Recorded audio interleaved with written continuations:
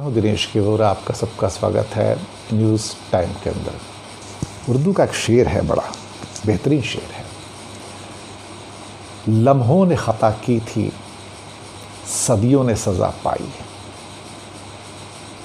यानी कि ख़ता तो कोई कर जाता है, लेकिन उसकी सज़ा सदियों तक भोगी जाती है। 7 सालों के अंदर 70 साल की कमाई चली गई, इस देश के अंदर ख़त्म हो गई। राजनीतिक ताना बाना टूट गया। राजनीति में जिस भाषा का उपयोग होता है उसे सुनकर एक आम आदमी को शर्म आती है। जब ये लोग संस्कारों की बात करते हैं तो आंखों से आंसू निकलते हैं कि क्या ये लोग इस लायक हैं कि ये संस्कारों की बात कर सके राजनीति में। जब एडीआर की रिपोर्ट आती और कहती है कि इनमें से 50% से अधिक लोग जो चुन कर आए हैं, एमपी, एमएलए, मिनिस्टर्स, इन सब के खिलाफ कानूनी अपराधन केस चल रहे हैं। आप सोचिए किस नैतिकता की बात करेंगे, किस संस्कृति की बात करेंगे। ये किस मुंह से हमें ये कहेंगे कि आपका नैतिक चरित्र उच्च होना चाहिए। देखिए, ये भाषण, ये जिसे क्या कहते हैं ना, उपदेश वही दे सकता है जिसका खुद का नैतिक चरित्र बहुत ऊंचा हो। और भारत में राजनीति का जो बटा हुआ ताना बाना है और जिस ढंग से ये आजकल एक दूसरे को बुलाते हैं, जिस प्रकार से क्या कहते हैं अपशब्दों का इस्तेमाल करते हैं राजनीति में, उसे सुनकर तो ऐसा लगता है कि इंसान डूबकर मर जाए या आत्महत्या कर ले। देश के कर्णधार जब देश के सामने चरित्र का कोई भी एग्जाम्पल, उदाहरण नहीं रखते हैं, तो आप समझ लीजिए कि वो देश फिर कहाँ जाएगा। वहीं पे जा रहा है जहाँ पे अभी है, आप देख ही रहे हो। जब देश में कर्णधारों की आंखों से आंसू नहीं निकलते हैं, जब लाखों लोग मर जाते हैं, तो कोई क्या कहेगा। उसी पे आ रहा था। राजनीतिक ताना बाना टूट के बिखर गया, टुकड़े टुकड़े हो गया। और जो एग्जाम्पल आज सेट करेंगे उसकी सज़ा आने वाली जो हमारी पुश्तें हैं, जो जनरेशन्स हैं, वो भोगेंगी। तो कहीं ना कहीं इस बात का अंदाज़ा आप लगाइएगा कि जिसे कहते हैं कि हमारी ये राजनीति, जो एक राजनीतिक जो एक तरह से गए कि ताना बाना है, एक स्ट्रक्चर है, वो एक किस्म से ध्वस्त हो चुका है।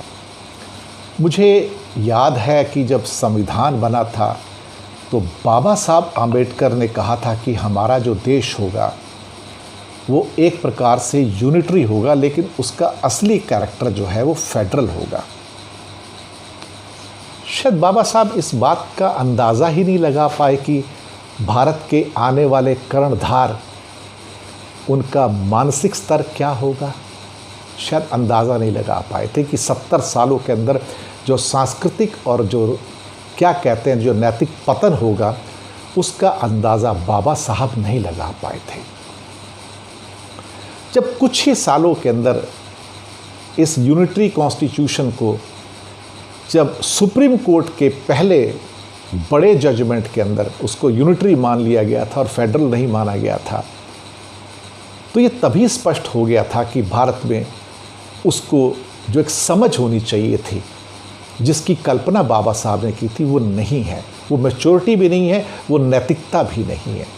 वो तो बाद में फिर एक केस आया, केशवानंद भारती, जिसमें 7-6 से, वहाँ भी 7-6 से जजमेंट आता है कि हाँ, संविधान तो यूनिटरी है जैसे बाबा साहब ने कहा था, लेकिन उसका कैरेक्टर संघीय है, यानी कि फेडरल है। बाबा साहब इस बात का अंदाज़ा नहीं लगा पाए कि राजनीतिक दृष्टिकोण से देखा जाए तो आज के बाद जो नेता आएंगे, जो लीडर्स आएंगे, वो शायद सांस्कृतिक रूप से, नैतिक रूप से इतने गरीब होंगे कि शायद वो इस देश को संभाल ना पाए अपने कंधों पर, और वही हो रहा है। जब लीडरशिप और कर्णधार सांस्कृतिक और नैतिक पतन का शिकार हो जाए तो उसका सीधा असर हमारे सामाजिक ताने बाने पर पड़ता है। और जब बार बार हमें एक ही धर्म के बारे में सुनना पड़ता है और कहा जाता है कि दूसरे धर्म के लोग, जिसमें मुसलमान और सिख भी हैं, कि इन्हें कभी पाकिस्तानी, कभी गद्दार, कभी खालिस्तानी कहा जाता है, कभी आतंकवादी कहा जाता है, तो बाबा साहब की वो कल्पना मेरे माइंड में स्पष्ट हो जाती है कि वो इस किस्म के पतन वाले लोगों का, मानसिक पतन वाले लोगों का अंदाज़ा नहीं लगा पाए थे। वो सोच नहीं पाएंगे या सोच नहीं पाए थे कि 70 सालों के अंदर, 60 सालों के अंदर अंदर भारत का इतना देखा जाए तो नैतिक पतन हो जाएगा, जहाँ पर लोग मरने मारने पे उतारू हो जाएंगे। ऐसे हालात हो जाएंगे जहाँ पर कहा जाए कि जब मृत्यु के आंकड़े आने शुरू होंगे तो उसके ऊपर भी सही और सच्ची पिक्चर नहीं दिखाई जाएगी। 10 गुना 12 गुना घटाकर पिक्चर दिखाई जाएगी। 1000 लोग मरेंगे महामारी से तो 100 दिखाए जाएंगे। ये उस महान भारत की कल्पना नहीं है जिस महान भारत के बारे में हम बात किया करते हैं कि सोने की चिड़िया था, भारत आदर्श था, भारत सांस्कृतिक ऊंचाइयों पर था। लेकिन उस ऊंचाई के मुकाबले कभी था या नहीं था, नहीं पता मुझे। दूध की नदियाँ बहती हैं, नहीं बहती, नहीं पता मुझे। पर जो आज मेरे सामने है कि हम खाई में हैं, सांस्कृतिक खाई में हैं, नैतिक खाई में हैं। हमारी खाइयाँ गहरी होती जा रही हैं, इतनी गहरी होती जा रही हैं कि जहाँ पर आप पूरी की पूरी जो दूसरी कौम है उनको आप गद्दार कहने पर तुल जाते हैं और आपको ये लगने लगता है कि ये मुल्क सिर्फ मेरा है और मैंने ही इसको ख़रीद लिया है, मैं ही इसका बादशाह हूँ। जब ये प्रवृत्तियाँ जन्म लेती हैं कि मैं ही मैं हूँ, मैं ही मैं हूँ, मैं ही मैं हूँ, तो ये फिर एक नए पतन की शुरुआत होती है। ये सामाजिक ताना बाना जब टूटता है तो विघटन की घड़ियाँ भी यहीं से प्रारंभ होती हैं।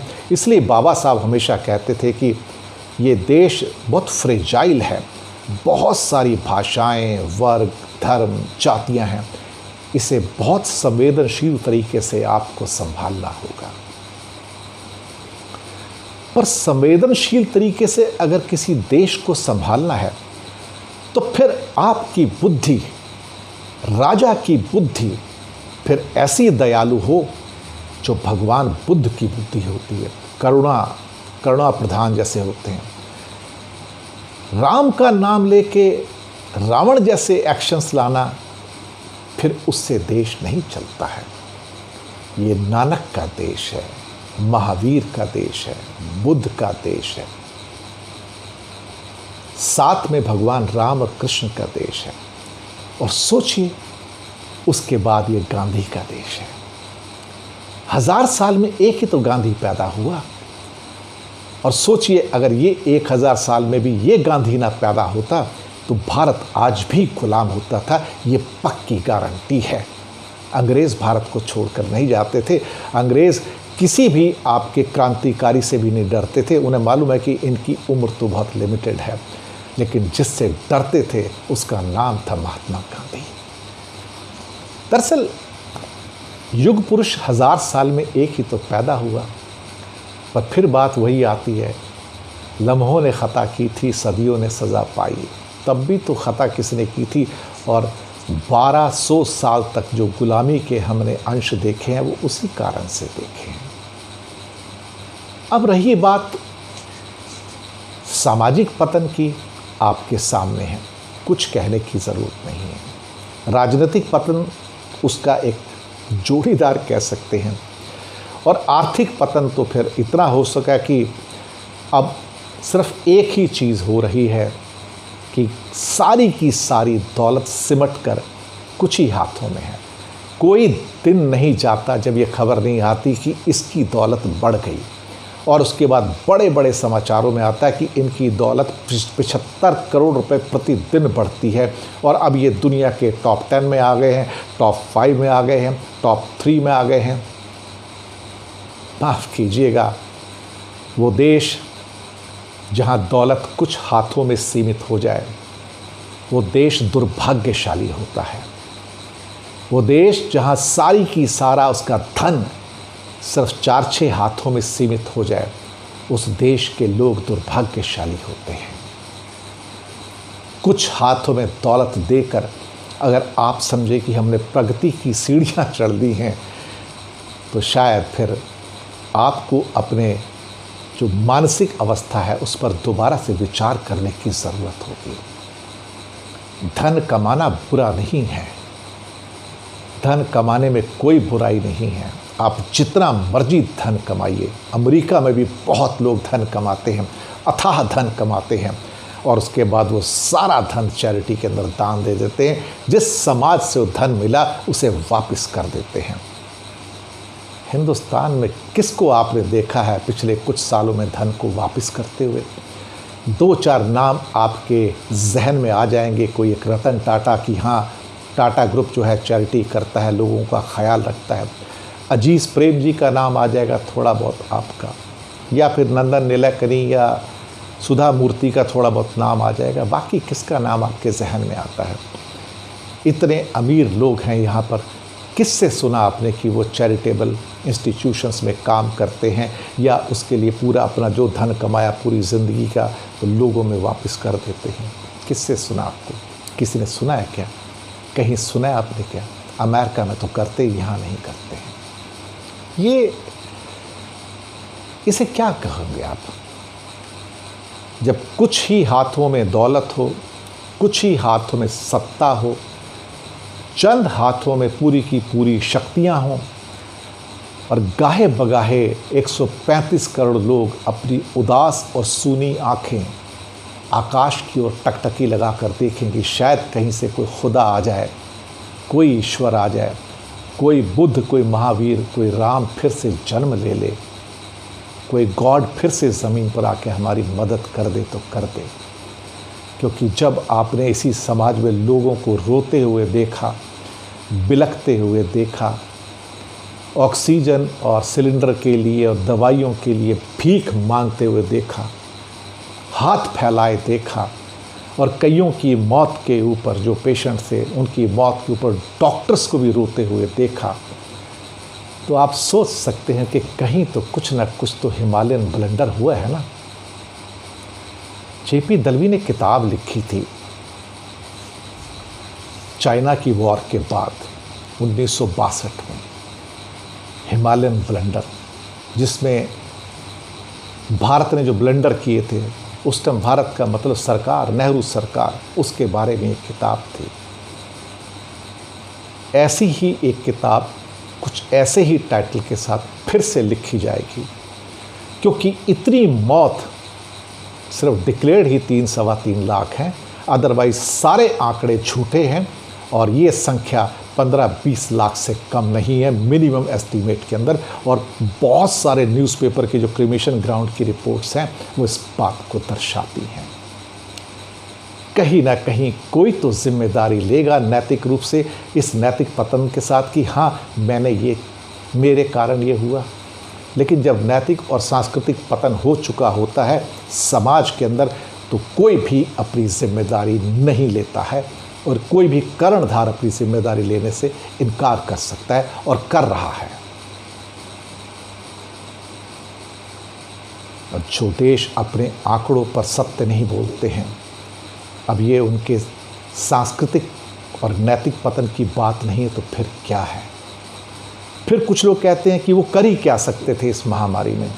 अगर नहीं कर सकते थे, सत्ता तो छोड़ सकते थे। अगर वो समझते हैं कि वो कुछ नहीं कर सकते, वो असहाय हैं, इसके सामने वो हेल्पलेस हैं, तो छोड़ कर चले जाएं, किसी ऐसे व्यक्ति को सत्ता सौंपें जो ये कर सकता था कुछ। असहाय भी हो, हेल्पलेस भी हो, लेकिन सत्ता नहीं छोड़ सकते, तो फिर इसे पतन नहीं कहोगे तो क्या कहोगे? फिर वही कहूँगा, लम्हों ने ख़ता की थी, सदियों ने सज़ा पाई, और जो ख़ता ये करके जा रहे हैं, हिमालयन ब्लंडर करके जा रहे हैं, उसकी सज़ा आने वाली पुश्तें और जनरेशन्स भोगेंगी। हम तो भोग रहे हैं। यही भारत की दुर्भाग्य भी है यही भारत के कहा जाए तो ऐसे दिनों की शुरुआत है जहाँ पर हमारा विश्वास कर्णधारों के प्रति, सत्ताधीशों के प्रति कमज़ोर हो गया है और सिर्फ एक ही बात कहता है कि ये हमें कुछ नहीं देंगे, कुछ नहीं देंगे, कुछ नहीं देंगे, क्योंकि इन्हें देना नहीं आता है, इन्हें आर्ट ऑफ टेकिंग आता है, आर्ट ऑफ गिविंग नहीं आता है। यही कहानी है नए भारत की। यही दुर्भाग्य हमारा है, हज़ारों सालों से चला आ रहा है, आज भी है और शायद आने वाले सालों में भी चीज़ें नहीं बदलेंगी, क्योंकि अब फिर कई 100 सालों तक कोई नया गांधी पैदा नहीं होगा जो हमें जगाने आ जाए, हमें नींद से उठाने आ जाए, जहां लोग इस बात को पहचाने कि हम कर क्या रहे हैं। अब शायद गांधी भी नहीं आएगा और उसके लिए 1000 साल इंतज़ार करना पड़ेगा। हो सके तो गांधी जल्दी आना, हो सके तो बाबा साहब जल्दी आना वापस, हो सके तो पंडित नेहरू और पटेल जी जल्दी आना हिंदुस्तान में वापस। हिंदुस्तान को आपकी ज़रूरत है, इस समय ज़रूरत है। शुक्रिया आपका।